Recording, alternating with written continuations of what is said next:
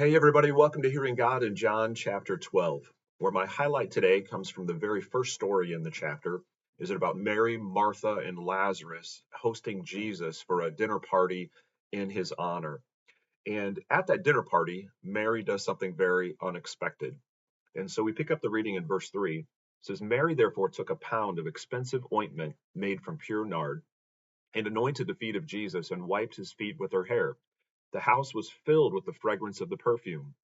But Judas Iscariot, one of his disciples, he who was about to betray him, said, Why was this ointment not sold for 300 denarii and given to the poor?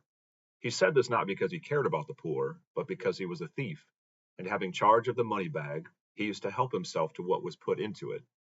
Jesus said, Leave her alone, so that she may keep it up, for she may keep it for the day of my burial.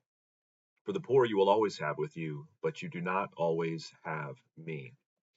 And unless we have some cultural background, we might not understand just how extravagant this act on Mary's part really was. It was extravagant really for three reasons. The first was that 300 denarii, as Judas assigned value to it, would have been a year's wages. And so if we just use the round number of, let's say, $50,000, this was a $50,000 bottle of perfume that Mary used to honor Jesus. And what's interesting about it, too, is this was not like an offering of $50,000 given to missions or invested in some ministry somewhere.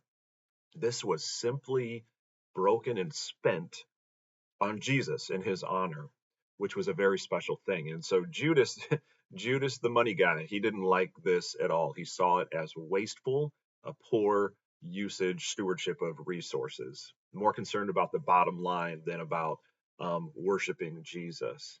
The second reason it was extravagant was because of the humility involved for Mary.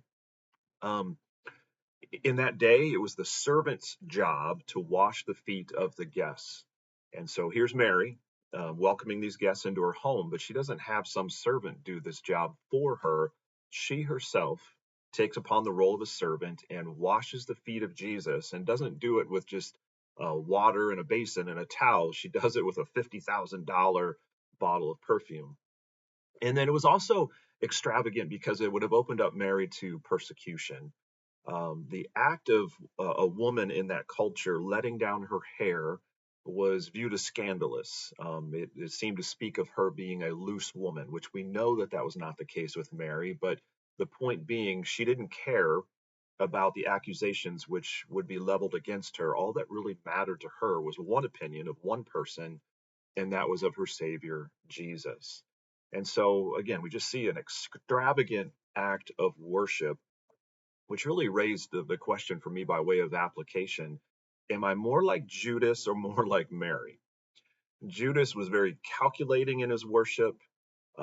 He counted the cost of his worship. There was a limit to Judas's worship, whereas Mary had no concern for cost, no concern for what even would be viewed by the culture as appropriate, reasonable.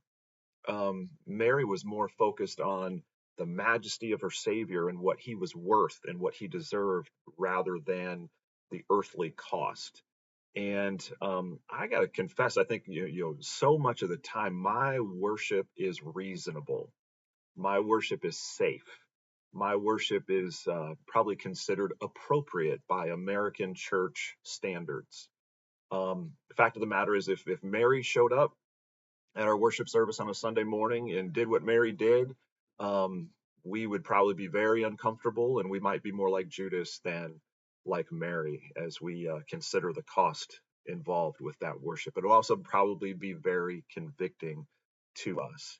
And so, what would it look like if my worship and my life looked extravagant like Mary's life and Mary's worship? What adjustments do I need to make in my life so that um, it is extravagant like Mary's worship and Mary's life? And the fact of the matter is, we can agree Jesus is worth it, right? Jesus is worth it. And so, in my response, very simple prayer: Father, help me to break out from reasonable worship and to live and serve extravagantly like Mary. So I'm not sure where that finds you today, if there might be some areas of your worship in your life where you might be challenged to step out of what is reasonable and to step into that which is extravagant. For truly our Savior is worth it. So hope you have an awesome day. Look forward to joining you again soon.